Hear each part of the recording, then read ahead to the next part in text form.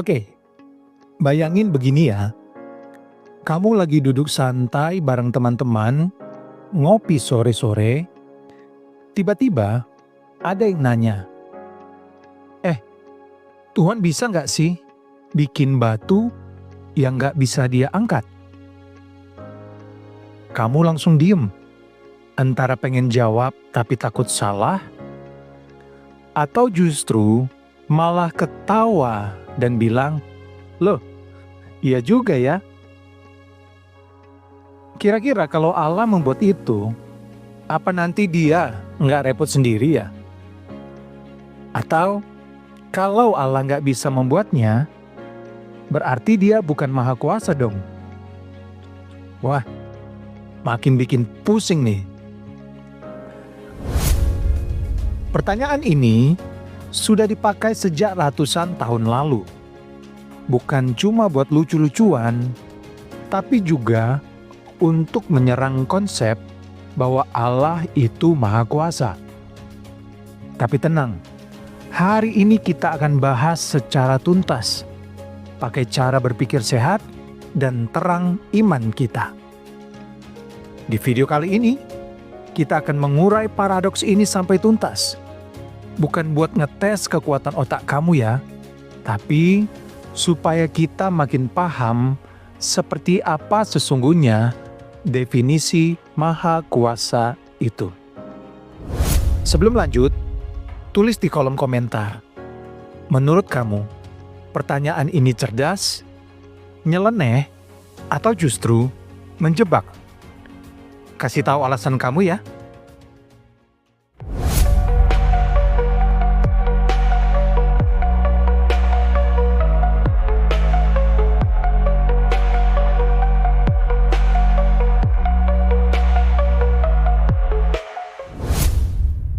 Nah, sekarang kita masuk ke konteks dan tujuan pembahasan ini. Kenapa pertanyaan ini muncul? Teka-teki ini sering disebut paradoks batu. Banyak orang menggunakannya sebagai argumen untuk menyudutkan konsep ketuhanan. Kadang juga cuma dipakai buat iseng atau sok pintar. Tapi faktanya, ini menyentuh hal mendalam, batas akal dan hakikat Allah. Kalau teman-teman bertanya, apa sih tujuan dari video ini? Tujuannya bukan cuma buat menjawab satu pertanyaan, tapi untuk melatih kita berpikir secara sehat dan rohani. Meneguhkan iman kita akan Allah yang sungguh maha kuasa, tanpa perlu jatuh dalam logika yang menyesatkan. Berikut beberapa garis besar pembahasan kita, yaitu apa sesungguhnya definisi maha kuasa dalam teologi Kristen. Selanjutnya, kenapa pertanyaan tentang batu tak terangkat adalah kontradiksi, bukan tantangan terhadap kekuasaan Allah. Kita juga akan melihat apa makna teologis dan spiritual yang bisa kita renungkan dari pembahasan ini. Juga implikasi bagi iman dan kehidupan kita. Mari kita masuk untuk definisi maha kuasa dalam teologi Kristen. Sekarang, sebelum kita tersedak pikiran rumit, yuk kita tarik nafas dulu. Kemudian kita kupas, apa sih sebenarnya arti maha kuasa itu menurut iman Kristen yang murni dan apostolik. Pertama, omnipotensi, kuasa segala sesuatu yang mungkin. Di dalam Lukas 1 ayat 37 tertulis, "Sebab bagi Allah tidak ada yang mustahil." Omnipotensi berarti Allah memiliki kuasa penuh atas semua yang mungkin dilakukan, sesuai dengan sifat dan karakternya. Tapi penting dicatat, Allah tidak melakukan sesuatu yang bertentangan dengan dirinya sendiri. Sebagai contoh nih, di dalam Titus 1 ayat 2 kita menemukan Allah tidak bisa berdusta. Bukan karena dia lemah, tapi karena dialah kebenaran itu sendiri. Allah tidak dapat menyangkal dirinya sendiri, seperti di dalam 2 Timotius 2 ayat 13. Mari kita melihat pemahaman dari Bapak Gereja. Yang pertama, Santo Gregorius dari Nisa. Kuasa Allah menghidupkan segala yang bernyawa, bukan merajut ketidakmungkinan bahasa. Dia menjelaskan bahwa kuasa Allah bukan soal kemampuan membuat hal yang tak masuk akal, tapi kuasa untuk menciptakan, menopang, dan menyelamatkan. Santo Yohanes Chrysostomus mengatakan demikian. Allah bukan terbatasi, melainkan kita yang terbatasi cara berpikir. Allah tidak pernah melakukan sesuatu yang absurd, sebab Ia adalah kebijaksanaan itu sendiri. Contoh, manusia bisa lari dan menerbangkan drone, tapi dia sendiri nggak bisa terbang. Bukan kekurangan kekuatan, tapi batasan hukum alam yang diciptakan Tuhan. Contoh lainnya, seperti kamu punya remote TV. Remote tersebut bisa nyalain TV, bisa juga matiin, bisa ganti channel. Tapi, kamu tidak bisa membuat remote itu berbicara sendiri. Bukan karena remote-nya lemah, tapi karena fungsi dan desainnya memang tidak dibuat seperti itu. Coba kamu pikirkan dan tulis di kolom komentar. Menurut kamu, mana yang lebih besar? Kuasa Tuhan untuk menciptakan langit dan bumi? Atau kuasanya untuk sabar mengasihi manusia yang terus jatuh dalam dosa? Mari kita lanjutkan. Menelisik paradoks batu tak terangkat. Pertama, mari kita rumuskan tentang paradoks ini. Pertanyaan ini menggabungkan dua tuntutan yang saling bertentangan. Pertama, jika Allah bisa menciptakan batu yang tidak bisa Ia angkat, maka Ia tidak maha kuasa.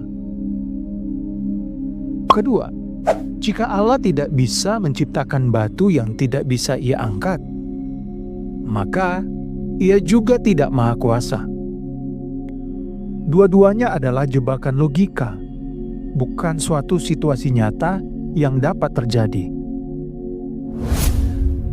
Apa itu kontradiksi logika?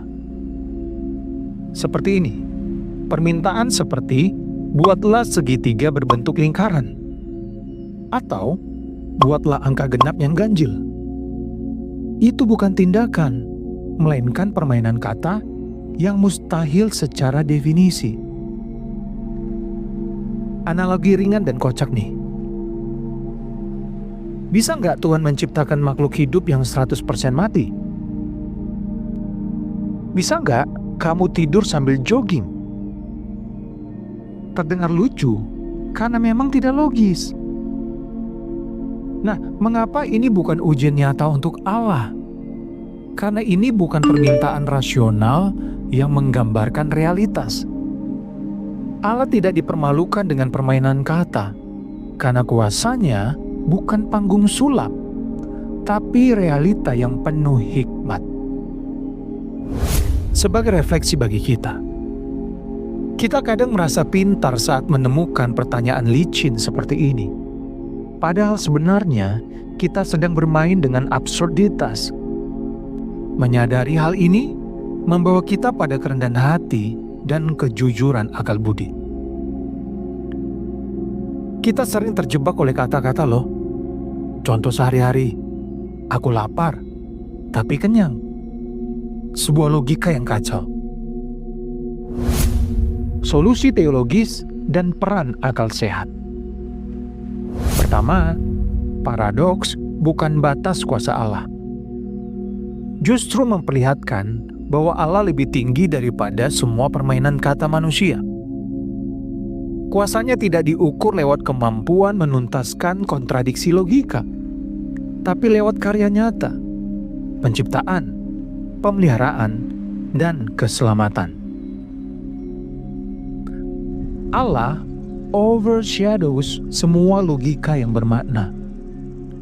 Paradoks cuma game bagi pikiran manusia.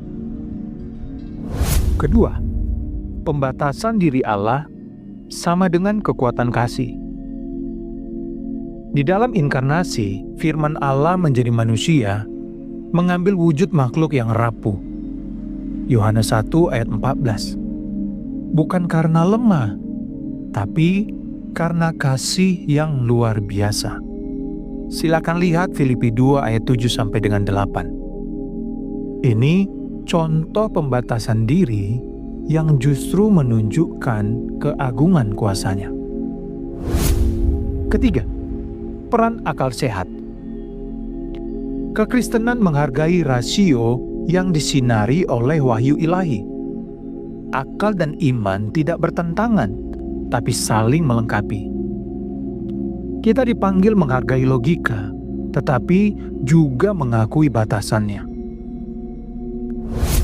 Kita menemukan contoh di dalam Alkitab.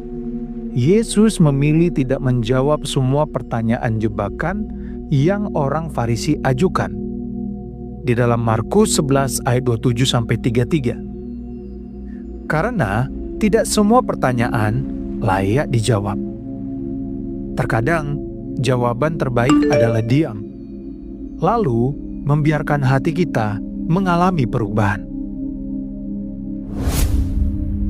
Pernahkah kamu mempertanyakan Tuhan bukan karena ingin mengenalnya lebih dalam, tapi karena sedang marah atau kecewa? Share ceritamu di kolom komentar, karena perjalanan iman kita saling menguatkan. Oke, mari kita lihat implikasi bagi iman kita. Pertama, fokus pada karya nyata Allah. Alih-alih terjebak paradoks dan teka-teki absurd, mari kita merenungkan kuasa Allah yang menyelamatkan dan memulihkan. Dia yang menciptakan semesta juga peduli pada setiap air mata kita. Kedua, menghidupi iman dengan benar. Iman bukan sekadar debat atau teori, tapi pilihan hidup. Kasih, sabar, pengampunan dalam keseharian. Kita tidak dipanggil untuk menjadi filsuf ulung, melainkan murid yang setia. Ketiga, peneguhan dari Efesus 4 ayat 22 sampai dengan 24. Hidup kita bukan soal menantang Allah, tapi berjalan bersamanya. Kita diajak untuk membuang atau menanggalkan manusia lama dan mengenakan manusia baru. Tanda nyata kuasa Allah dalam hidup kita. Transformasi rohani adalah bukti kekuasaannya yang bekerja nyata. Omnipotensi atau Allah Maha Kuasa sama dengan melakukan segala sesuatu yang mungkin sesuai dengan sifatnya, tidak terjebak absurditas kata-kata. Paradoks batu tak terangkat adalah jebakan bahasa, bukan persoalan iman. Kontradiksi logika, bukan soal batas ilahi. Jadi sobat pintu berkat, kalau suatu hari ada yang bertanya lagi soal batu yang tak terangkat, jawab saja, Tuhan terlalu bijak untuk main-main dengan logika yang rusak. Yuk, kita pakai akal sehat dan iman kita. Terus jalani hidup bersama Sang Maha Kuasa yang nyata. Bangun imanmu lewat firman, doa, dan komunitas. Jangan biarkan teka-teki dunia melalaikanmu dari karya nyata Allah. Jika video ini memberkati dan menolong serta meneguhkanmu, jangan lupa tekan like, subscribe, dan share ke teman yang suka debat teologi. Biar semua tahu kalau kekuatan Allah itu jauh melampaui kata. Juga agar semakin banyak yang merasakan kuasa Tuhan yang nyata. Sampai jumpa di episode selanjutnya. Tuhan Yesus memberkatimu dan damai sejahtera Bapa bagi kamu dan keluarga.